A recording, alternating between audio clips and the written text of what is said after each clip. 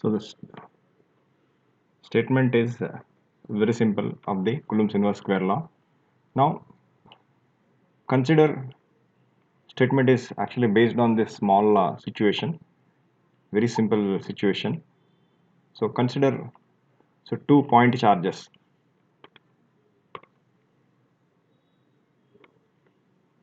So the law is actually applicable for exactly speaking 2 point charges. So this is a point charge which actually I'm denoting with by means of a blue color point or blue color dot. So its charge is q1 and the magnitude of the second positive charge is q2. Now these two charges are separated by a distance r. So small r is the separation or distance between the 2 point charges. Only for convenience I'm just drawing showing them to be each point charge to be a spot.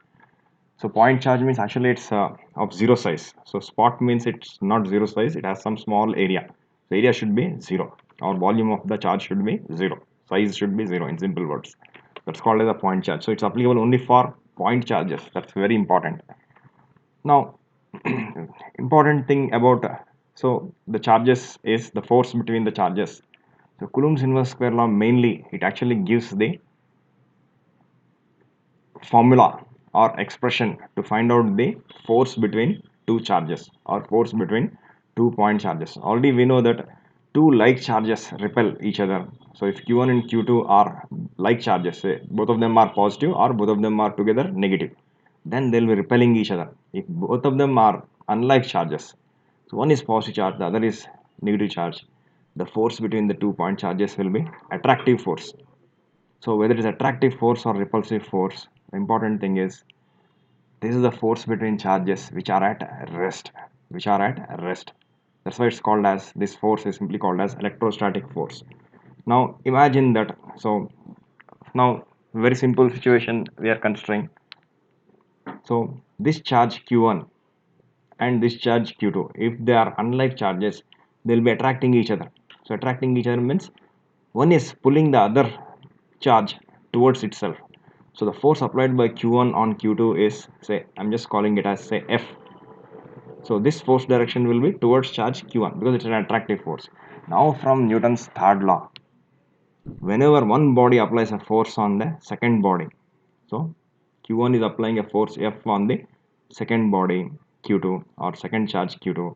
So q2 also will apply equal and opposite force minus F on the first charge. So this force will be minus F. So minus I'm just ignoring. Minus denotes that its direction is opposite. So but the important thing is the magnitude of the force will be exactly same. So both the forces will be equal and opposite. So this common force, both the forces are of common magnitude. Common means same magnitude.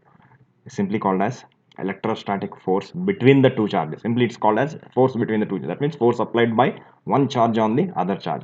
Now the law simply gives an expression on what factors this electrostatic force between 2 point charges depends upon. The last statement is very simple. So we'll just, it's very simple. Now Coulomb's inverse square law simply states that the electrostatic force between the 2 point charges F is directly proportional to the product of the two charges.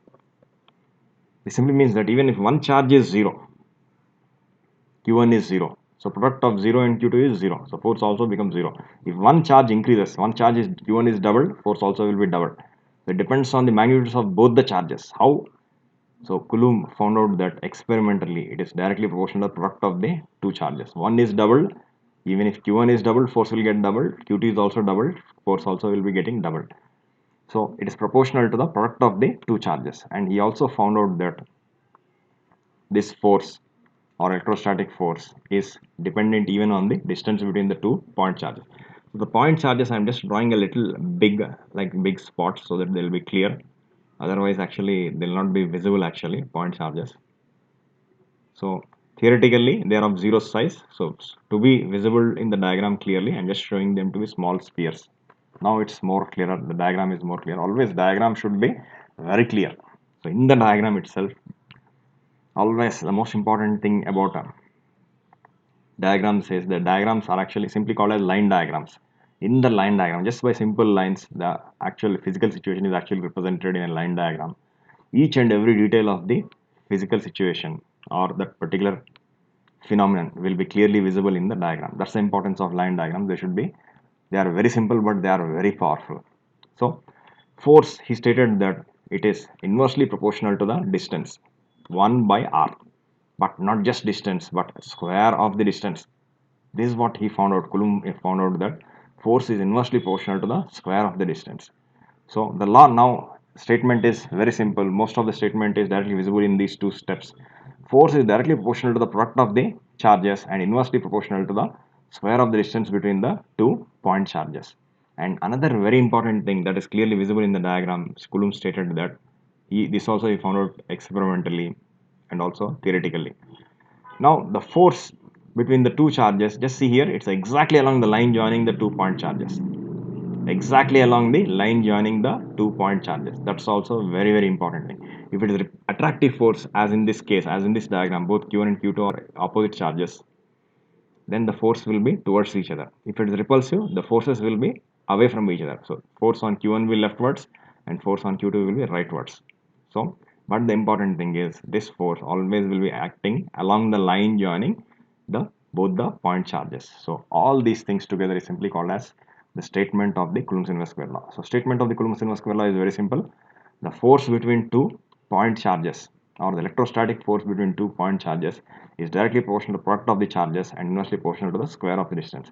Now what's the meaning of inversely proportional to distance or square of the distance? If distance r increases, then force will be decreasing.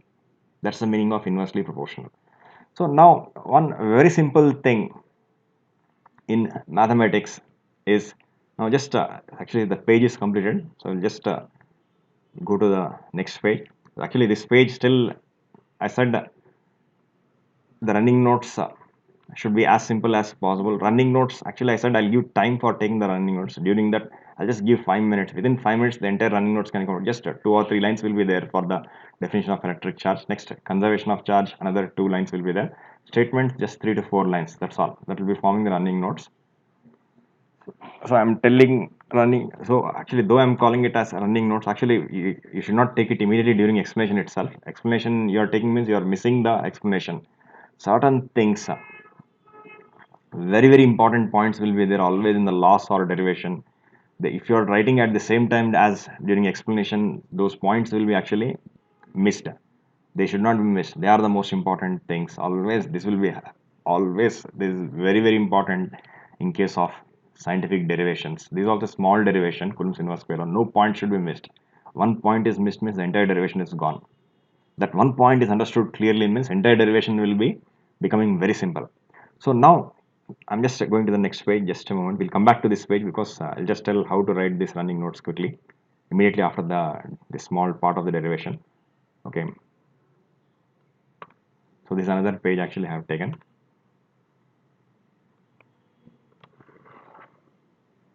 So we got just look back here again. So force is directly proportional to the product of the charges and inversely proportional to the square of the distance.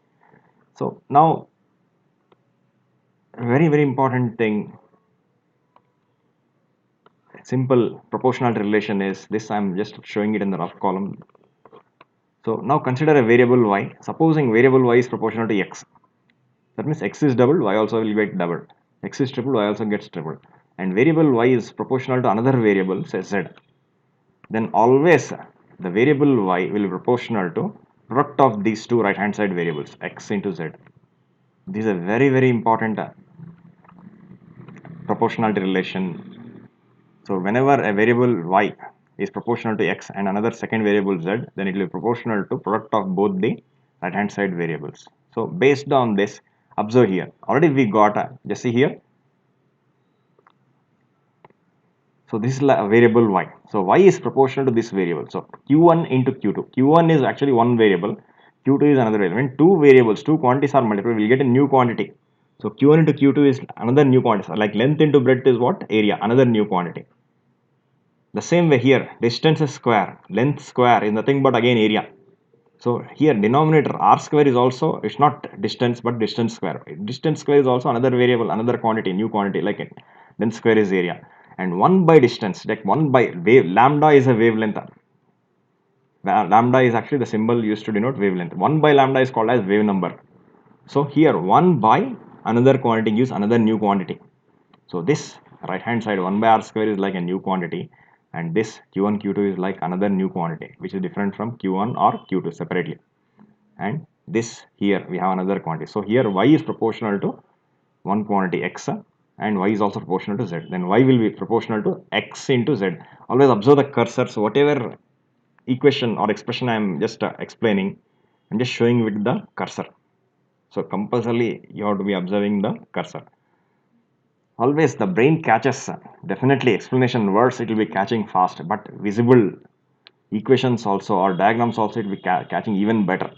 So when both are combined, the quickness of the brain will become unimaginable. Quickness of the mind, understanding of the mind will become very fast. Very fast understanding will be possible.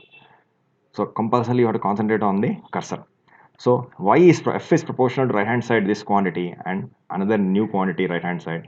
So f will be proportional to product of these two right hand side quantities. Y proportional x, y proportional z means y is proportional to x into z. So f is proportional to q1 q2 into 1 by r square. So what is q1 q2 into 1 by r square? Simply q1 q2 by r square. q1 q2 into 1 by r square is what? q1 q2 by r square. That way it can be written. So we are getting a very simple result here. So this implies, I'm just continuing from the previous page, f is proportional to q1 q2 already we have seen and proportional to 1 by r square. So f is proportional to q1 q2 into 1 by r square is q1 q2 by r square. That way the Coulomb's inverse square law force relation can be written. So the equation, the relation for force or the relation between force, the charges and the distance between the 2 point charges is f is finally coming to proportional to q1 q2 by r square. That's what is coming from Coulomb's inverse square law. So whatever things we are seeing here are simple. So nowhere any complication is there. Now again considering another very simple relation again in regular mathematical proportional relation. So supposing y is proportional to a variable x, then left is proportional to right means always y can be written as some constant into right hand side variable. This is another very important result actually applicable to two quantities which are very proportional to each other. Left is proportional to right means left can be written as a constant times right. So what is the meaning of proportional relation? Try to remember y is proportional to x means x is doubled, y gets doubled. X is tripled, y gets tripled. X is halved, y also will be getting halved. That's called as a proportional relation. So whenever two quantities are proportional, always one quantity can be written as a constant times the other quantity. Now just see here. F is proportional to Q1. Force is proportional to Q1 Q2 by R square. So Q1 Q2 by R square, though there are three different variables here. So product of two variables and these two will be giving a new variable, and this new variable divided by another new variable will give another new variable which is different from all these three variables. So now on the right hand side we have something like a new variable. So left is proportional to right means left can be written as what? A constant into right. Therefore f can be written as a constant into right. Now this proportionality constant as well it can be taken as a k or a c. Proportionality constant another symbol is c, but they are regular symbols. But here in electricity this proportionality constant is found to be very important, very powerful proportionality constant. So it's denoted by the symbol epsilon naught, and this proportionality constant is not just taken as an epsilon naught in the numerator, but it's actually taken in the denominator in a special form. It's taken as 1 by epsilon naught, and not even 1 by epsilon naught, another factor is also actually added to this. So the proportionality constant together is taken as 1 by 4 pi epsilon naught. Now why it is taken as a complicated 1 by 4 pi epsilon naught? Why can't it be taken as just simple epsilon naught or simple 1 by epsilon naught? Why it's taken as 1 by 4 pi? Why this factor 4 pi is coming here? Now the reason for this is this proportionality constant in Coulomb's inverse. So what happens to the equation now? Just observe here. So proportionality constant into the entire right hand side variable or right hand side expression q1 q2 by r square. So this way the Coulomb's inverse square law, finally the mathematical expression or mathematical equation for force can be obtained in this form. This is a very powerful relation, most powerful equation, most useful equation, exactly speaking most useful equation in entire static electricity. So static electricity means already we have seen it's a branch of electricity which deals with electricity or electric charges which are static. Static means rest. So now the important thing is why the proportionality constant, coming back to the proportionality constant 1 by 4 pi, why 4 pi factor is coming here. Now the reason for this is from Coulomb's inverse square law, another, I already said at the side heading of the Coulomb's inverse square law that it's a very important law from which actually two very powerful laws in electricity have been derived. So the first powerful law, extremely powerful law, is called as Gauss law. Gauss was another scientist actually who derived this particular law called as Gauss law. So Gauss law is directly derived based on Coulomb's inverse square law, and Gauss law is found to be a very particularly powerful law. Now Coulomb's law, definitely it's almost like a fundamental law. So fundamental law means actually it's not derived from other laws. It's not exactly derived from other laws, but Coulomb's inverse square law is almost like a fundamental law, though it's not exactly like a fundamental law. The reason for this Coulomb's inverse square law, though it is experimentally given law, it's an experimental law, but still it's actually based on the concept of force. Now force means always force, how force is measured. So Coulomb's inverse square law has been experimentally derived, found out that it's proportional to product of charges, but how is force measured? Using Newton's second law. Somewhat it is dependent on Newton's second law. So it's not really taken, it's like a fundamental law because it's not really derived from other laws, but still Newton's law is involved. So Newton's law is more fundamental law compared to Coulomb's inverse square law. But still, in this lesson, not only in this lesson, static electricity, entire electricity, Coulomb's inverse square law almost acts as a fundamental law. And Gauss law is a derived law. It's derived directly from Coulomb's inverse square law using very simple steps. Almost every derivation in physics, not almost, each and every derivation in physics or applied physics or engineering or technology, every branch of engineering, in every branch, every subject mainly depends only just on one or two steps or on one or one and a half steps. So Gauss law is also like that only. Just one or one and a half steps or one or two steps, it will be depending on derived from Coulomb's inverse square law, but it is found that practically it will be more useful. It has more applications compared to the Coulomb's inverse square law. Coulomb's inverse square law is very difficult to apply in complicated situations. In complicated situations, the Coulomb's inverse square law is very difficult. It's because it's mainly defined only for point charges. So if we consider charge distribution, charge distribution means charge is distributed over a big volume or a big area. Then directly Coulomb's inverse square law cannot be up. We have to apply each and every point in that big charge distribution. For example, a huge sphere you are taking like this, right? Then each and every point we have to apply Coulomb's inverse square law separately. It becomes very complicated. In such situations, such special situations, Gauss law will be helpful. In just one step, the problem can be solved using Gauss law. So powerful is Gauss law. So to make Gauss law appearance very simple, again coming back to the expression, just see here. So we were here. So why the factor 4 pi is taken and why epsilon naught is taken in the denominator? What is the reason for this? Why the constant is taken very complicated? The reason is if it is written like this, Gauss law becomes very simple. The form of Gauss law will become very simple. Just left hand side one term will be the right hand side one term, nothing else. So if 4 pi is not taken, then in the Gauss law, 4 pi factor comes, so it will become difficult to remember it and apply the Gauss law.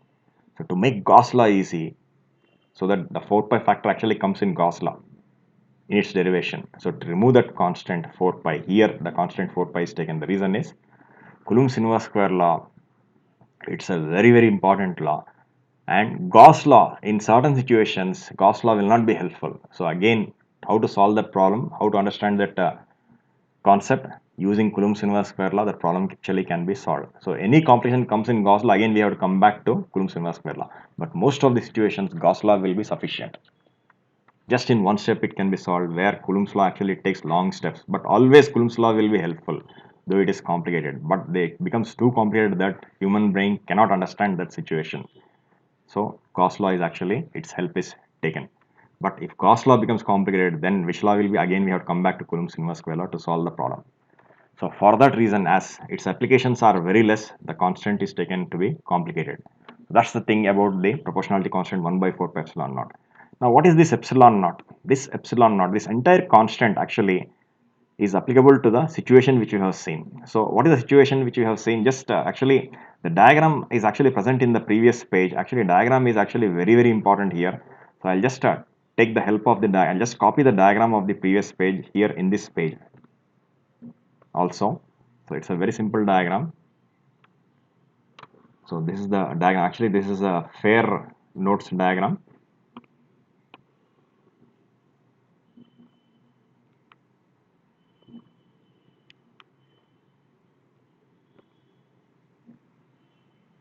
So I'm just copying the same diagram just here.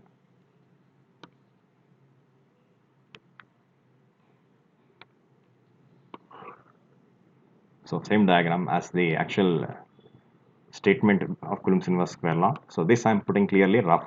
So again, it need not be taken. So now just coming back to the expression, just see here.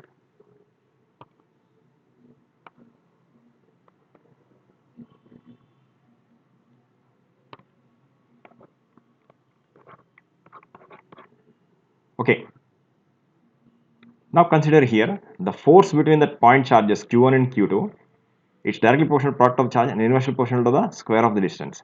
Now what medium is present between the 2 point charges? Here we did not assume any medium. That means only air or vacuum is present. Always in case of electricity, for example, in case of electricity and in case of say like light waves, propagation of light waves, etc. So in case of light especially, we have seen that the behavior of light will be identical in case of air as well as vacuum. So air or vacuum are treated to be the almost same, identical. There is not much difference between air and vacuum in case of study of light or propagation of light. Velocity of light in air is 3, vacuum is 3 to 10 power 8 meters per second. In air also it's almost the same, it's not changing. So the behavior of light with respect to air or vacuum is that. So air or vacuum is simply called as free space. Now the same way here also the force between the two charges will be identical whether it's air is present between the two charges or even vacuum is present. So they are simply called as free space. So when free space or air or vacuum is present between the two charges, then the constant is taken as 1 by 4 pi epsilon naught. And here epsilon naught is simply called as the permittivity of air or vacuum or permittivity of free space. So here epsilon naught is simply called as what? Permittivity of air or vacuum. Now why it is called as permittivity? So why it is called as permittivity of free space? That means permittivity of air or vacuum. I'm using the regular simple words air or vacuum. Air or vacuum is also called as free space. So that's a new term, free space.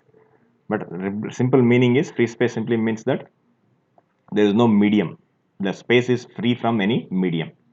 The entire space or region between the 2 point charges is free from all particles. Only air particles will be, air molecules will be there, but that doesn't make much difference. If a solid or a liquid is present, it will become completely changed. The force between the 2 point charges is found to be completely different when if a solid medium is considered or a liquid medium is considered between the two charges. Now, why it is called as permittivity? Why this special name has been chosen? That can be understood here by the simple situation. Now, between the 2 points, so whatever things we are seeing here are very simple, nowhere any complication is there. Now, coming back to the constant here, 1 by 4 pi epsilon naught. This proportionality constant, it should have some value. This value has been experimentally determined. So Coulomb found out this value experimentally and also theoretically also using other methods also this proportionality constant has been exactly determined. So its value in SI system is found to be very simple. So the proportionality constant 1 by 4 pi epsilon naught in SI system. SI system means internal system. What is the SI unit of charge? Already we have seen it's Coulomb. What is the SI unit of distance? It is meter. SI unit of force is Newton. So when all the quantities here are measured in SI system, the value of permittivity can be exactly determined in SI system. So in SI system, it is found to be 9 into 10 power 9 SI units. Now what are the SI units of the this entire total proportionality constant 1 by 4 pi epsilon naught? Using simple methods, it can be calculated. In the next topic, actually, we'll be seeing how to find out the SI unit of the entire constant 1 by 4 pi epsilon naught. It will be coming simply as Newton meter square per Coulomb square. It simply comes as Newton meter square per Coulomb square. Now that's the exact value determined experimentally for the proportionality constant 1 by 4 pi epsilon naught. Now from this easily we can get the value of epsilon naught also, the permittivity of free space also. It's very simple. Now take epsilon naught to the right hand side and 9 into 10 power 9 to the left hand side. It will become what? Epsilon naught to the right hand side, 9 into 10 power 9 to the left hand side. So 1 by 4 pi, keep left hand side as it is.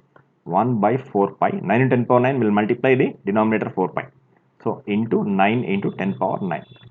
So what will be the units of epsilon naught? So 1 by 4 pi epsilon naught units are Newton meter square per Coulomb square, means epsilon naught units will be epsilon naught units will be what? So actually 1 by 4 pi epsilon naught unit is epsilon naught. So what will be the units of 4 pi epsilon naught? So 4 pi epsilon naught is actually reciprocal of 1 by 4 pi epsilon naught. Call 1 by 4 pi epsilon naught as a constant k for convenience. Say, or a constant, I will call it as c for convenience. So C units are Newton meter square per Coulomb square. So what is 4 pi epsilon naught? It's really 1 by C. So 1 by C units will be Coulomb square per Newton meter square.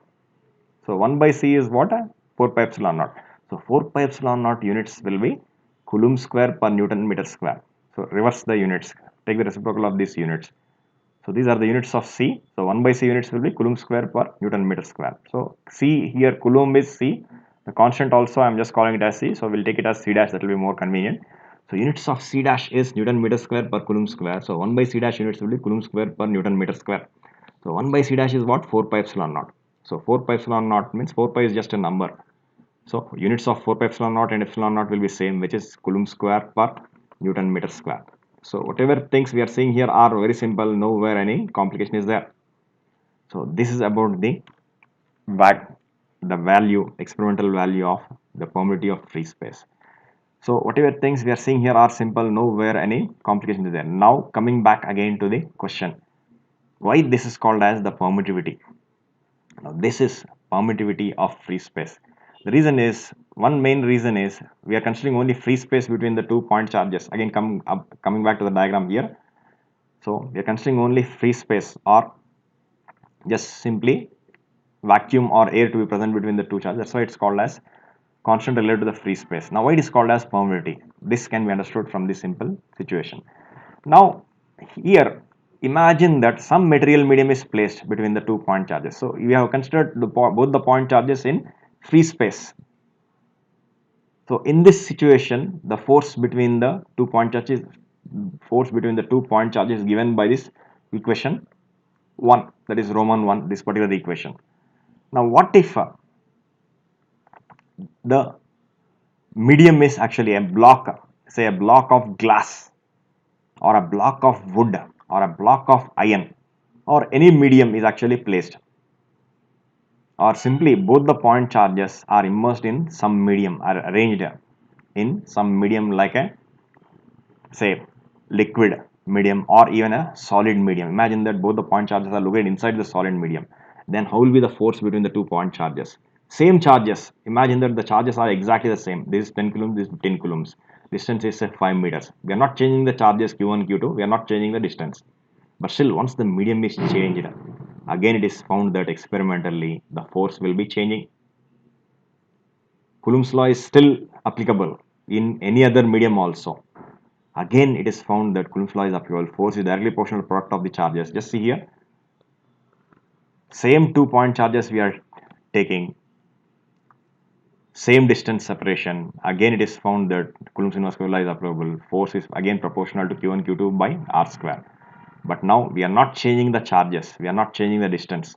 Same charges, same distance.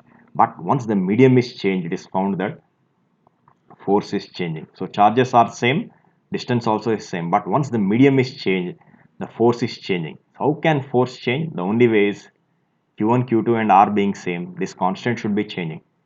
So the proportionality constant, if some other medium is considered, will be different compared to the proportionality constant in air or vacuum.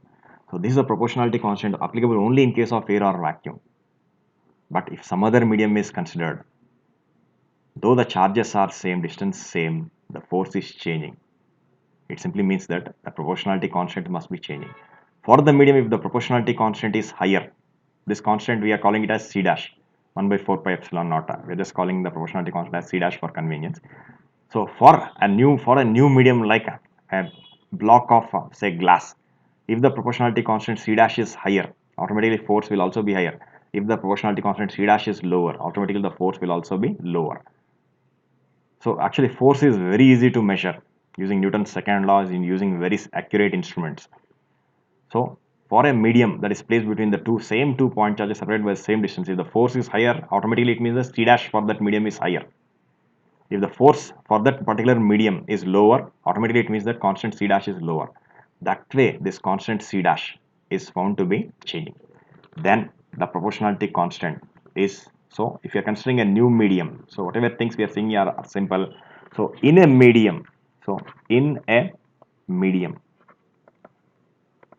other than air or vacuum. So if we are considering a medium, so in a medium, what is happening is the force is changing. So the equation for force now is written as F is equal to some new proportionality constant. Now this new proportionality constant also, it is written as 1 by 4 pi. So here it is written as epsilon. So epsilon, because 1 by 4 pi epsilon is different from 1 by 4 pi epsilon naught. It simply means that epsilon also is different from epsilon naught. Now this epsilon here is called as permittivity of the medium. Epsilon naught is the permittivity of free space. Epsilon is called as the permittivity of the medium. So this is how the proportionality constant in case of medium is written. So the expression for force becomes 1 by 4 pi epsilon q1 q2 by r square. So this is how the equation for force between 2 point charges in a medium becomes. Now this equation is called as equation